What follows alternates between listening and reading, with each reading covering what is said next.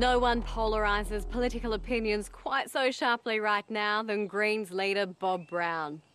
It turns out the doctor turned Tasmanian senator has parlayed just about as much power as any of those hydroelectric schemes he campaigned against back in the 70s and 80s.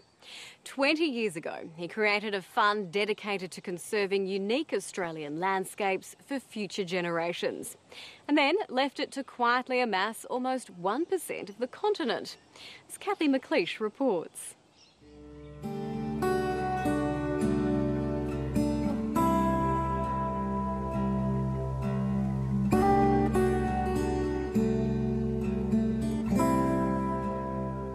The landscape in Queensland's Central West can be as strikingly beautiful as it is harsh and unforgiving. There's a convergence here of Mitchell grass plains, desert uplands, savanna country, spinifex and salt pans. And in its midst, a little oasis called Edgbaston.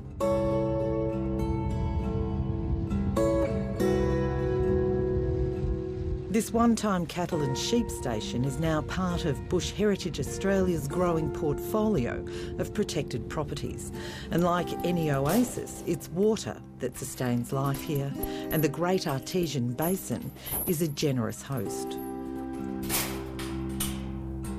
It's probably the most remarkable spring complex in Australia. The water's coming out at so many different places here, so that we've counted over 100 springs on the place, and they range from that big to, you've seen them as big as a swimming pool, say. Adam Carezzi is the current custodian. He well appreciates the responsibility Bush Heritage has taken on here. Is it precious? Yeah, I think it's pretty precious, and those of us who are interested in fish and snails and plants that live here, we think it's pretty precious, and it's also. It's precious intrinsically just because it's the only. I mean, there are other spring complexes, but this is probably the most extensive, and it's certainly got the most number of species or the highest biodiversity. And yeah, it's unusual because there's most of the stuff that lives here doesn't live anywhere else.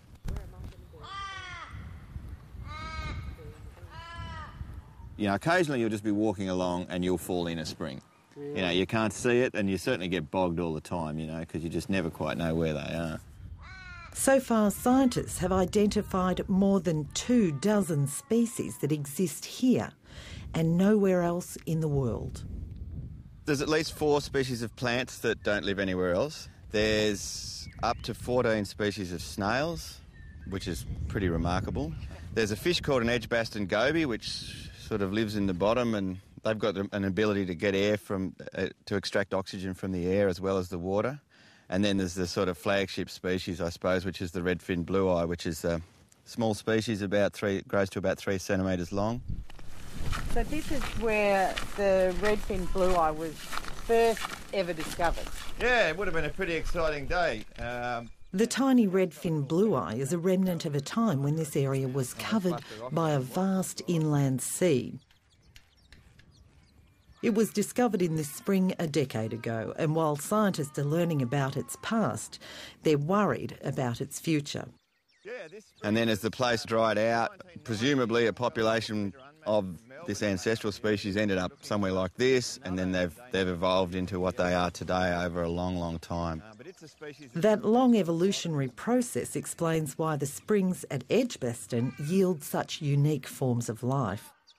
It's a natural lab to study evolution, given that there's all these species that have evolved here independently from anywhere else, and that they've also diversified, within groups. So the fact that you've got multiple species of snails here in itself is fascinating, because, why would snails need to diversify? There must be reasons, and that's what drives evolution. So, yeah, we could... this place will be... this place has got the potential to tell us so much. Is it like Australia's version of the Galapagos Islands? Very similar. I mean, they're like islands in that way, and that's how they sort of operate. So they've been isolated for a long time. The animals and plants in some situations have evolved here, and they don't live elsewhere, and they probably couldn't. You know, and the other thing is obviously that once you get invasive species here, that's catastrophic for the native species, and that certainly was the case on Galapagos. Bush Heritage Australia is a non-government, not-for-profit conservation organisation that's largely funded by public donations. Its vision is to protect 1% of Australia by 2025. And like Edgbaston, the properties are selected on the basis of their environmental value and the amount of biodiversity each one of them protects. All up, Bush Heritage now protects almost 1 million hectares of land, plants and animals across 33 reserves it owns and manages across Australia. The organisation works in partnership with governments, Indigenous communities, landowners, businesses and other non-profit organisations. It has an annual operating budget of $12 million. And it started in Tasmania. It was less than 10 years after conservationist Bob Brown led the campaign to stop the Franklin River Dam, and he wanted to protect 2 blocks of old-growth forest from woodchippers. So he bought the blocks at auction. Problem was I didn't have the money. I just got $40,000 from an American foundation, and I put that in as a deposit. We had to raise the $200,000 extra, and decided to take the hat around, and that's how Bush Heritage began. The organisation was born at his property, Ora Ora, in Tasmania, which he's since donated to Bush Heritage. There was a lot of scepticism that Bush Heritage could work, and that people would really put money into a property they didn't own themselves for other people to enjoy. But it's faded away. People just took to it, they liked it. Its time had come in Australia where people who had a bit of spare money could put something away for the saving of the natural environment so that their children and posterity could enjoy it too. Bob Brown left Bush Heritage to pursue his ideals through politics. Very hard to imagine all the change that's happened in this last 20 years, where everybody now talks about the environment. It has to be taken into consideration. It's part of national and world policy. Chief Executive Doug Human joined Bush Heritage 14 years ago.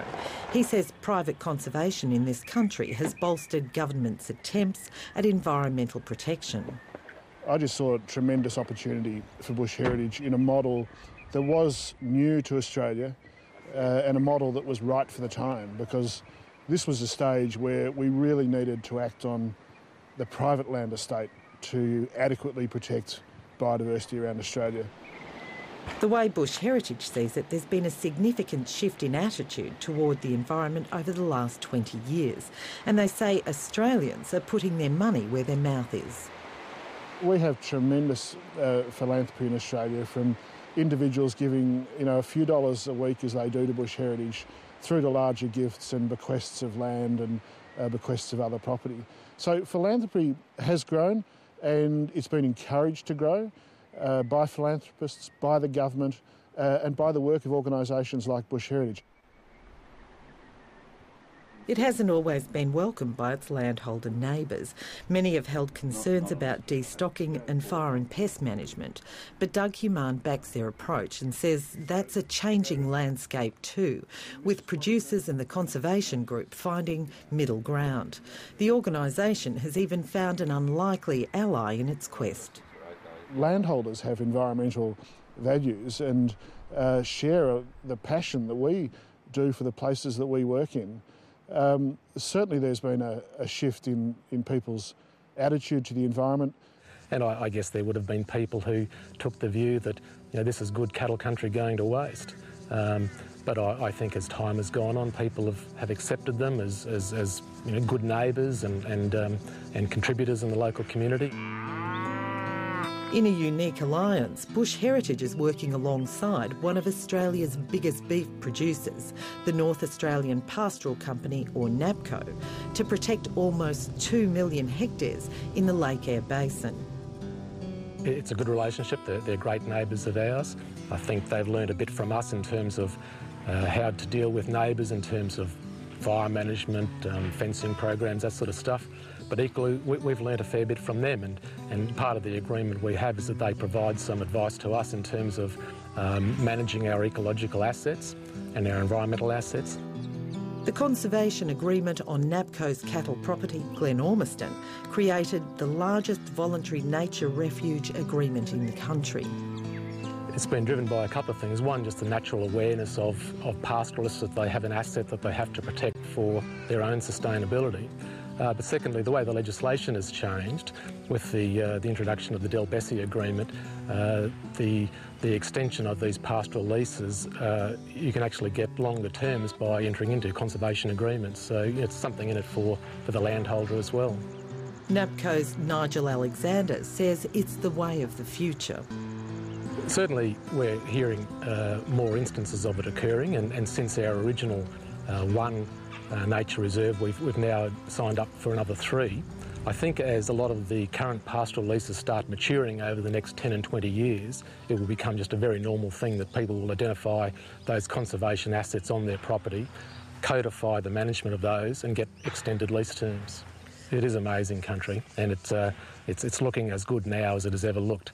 I guess, you know, as evidence of that, on Glen Ormiston we're currently running about 12,500 head. That's more than we've run for at least a decade. So I'm very confident that even with the wildlife refuge, or the nature refuge rather, in place, and the way that we've been managing that, we've still been able to run our business as we always would have, and in fact, you know, we've improved our carrying capacity.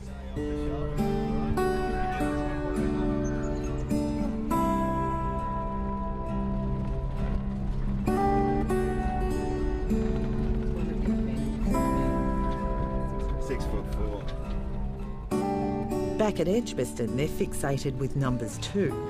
Science and strategies aimed at saving the critically endangered redfin blueye. When Bush Heritage acquired this property 3 years ago, there were just 4 populations. 4 populations of a species is not very many when they're in tiny little springs like this. If they keep diminishing, eventually you're going to be down to, say, 1 population, something like that, and then that's just one step away from extinction. If you came down here at night, you'd have cane toads lined up all over the place. In the water, the only fish that we know about here are gambusia, the introduced species, and they're here in their millions. Their biggest threat is a small American fish introduced in the 1920s to eat mosquito larvae. The gambusia had very little impact on mozzies, but turned life in the springs upside down. Probably the biggest mistake that we've made ecologically, certainly in Australia, but you could argue worldwide, is moving animals and plants from one place to another.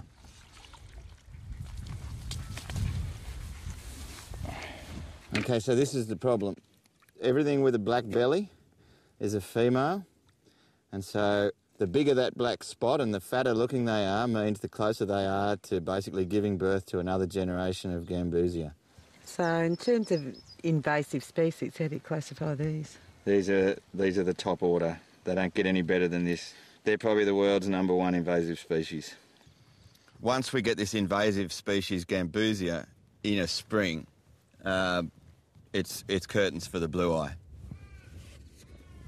Clearing the gambusia out so the redfin blueye can survive is no easy task.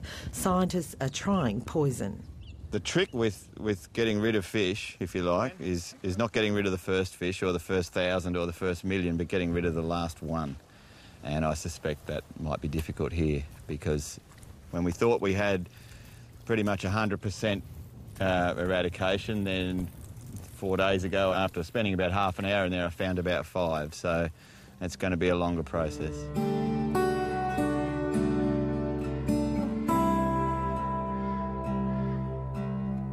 The other approach being tried here is to re-establish populations of the little native fish into springs which are literally pest-free.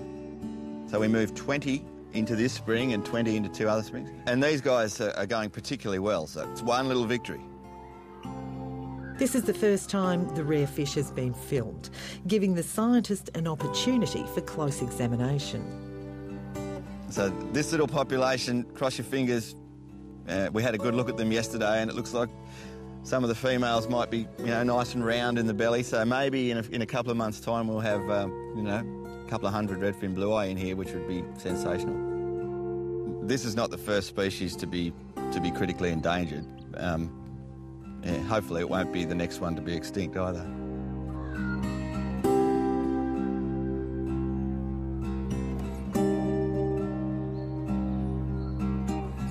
And the work here doesn't end with the future of a native fish species. Scientists say Edgbaston is also home to 27 delicate regional ecosystems. 2 are endangered, another 6 are listed as being of concern. This is now the front line for the private conservation group that started 2 decades ago in Tasmania fighting other environmental battles. Along the way, Bob Brown's been joined by millionaires and average mums and dads. They pledge gifts large and small, very often in the form of bequests after they die. That's very much consistent with the founder's philosophy of creating a lasting legacy. Because the people who are in bush heritage and who support bush heritage are the salt of the earth. Lovely people who love this country and who are working towards making sure that the best of its natural heritage is there into the future. That's the proudest thing, as far as I'm concerned, is to be involved with such good